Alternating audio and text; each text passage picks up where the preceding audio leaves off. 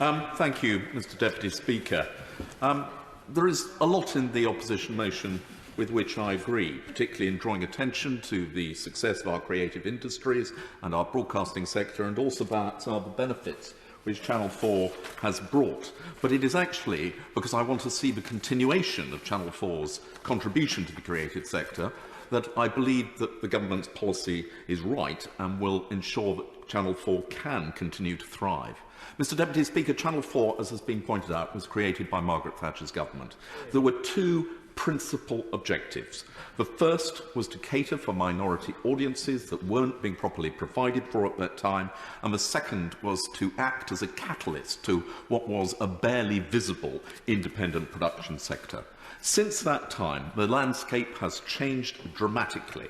If we look at the range of choice now available to viewers, huge numbers of channels now providing a very wide and diverse range of content, and the spend by those channels, and a lot of them are not British, but they are spending money in Britain. Just to give one example, Apple TV, which recently came to Maldon in my constituency to make the Essex Serpent. I thoroughly recommend it to those who haven't yet seen it.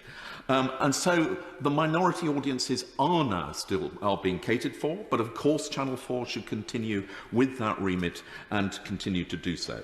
But the second point is the independent sector, which has absolutely taken off since Channel 4 was created and is now making programmes which are enjoyed right across the world. But it is true, as one or two honourable gentlemen have already pointed out, that the spend of Channel 4 has declined. And I just want to quote very quickly the latest Oliver and Oldbaum UK TV production survey for PACT, the independent production sector. So in 2020, spending on independent producers was 500 million by the BBC, 356 by ITV, 210 by Channel 4, and by the others, which include Sky and some of those streamers, 223.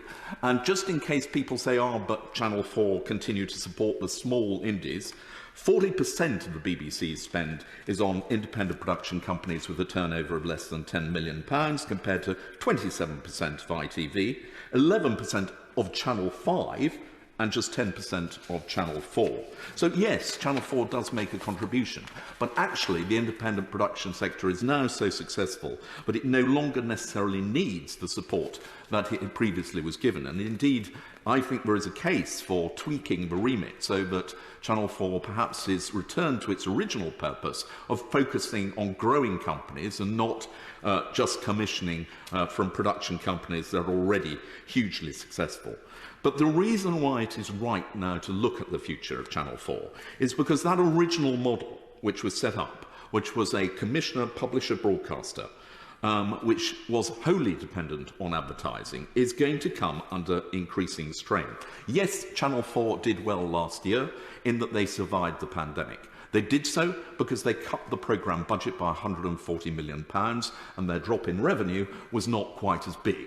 As a result, they made a larger profit. But they did only do so by slashing the programme budget. And that was a sensible thing to do. But it should not, therefore, be interpreted that Channel 4 is thriving and isn't under huge pressure. And we know that that pressure is going to increase.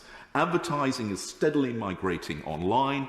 Digital advertising is becoming overwhelmingly the major spend by the advertising industry. And for those who want to spend on advertising on TV, as has been pointed out by the Secretary of State, at the moment they have ITV to go to, they have Channel 4, Channel 5, Sky, but the streaming services are now also going to open up to advertising. Netflix is talking about taking advertising.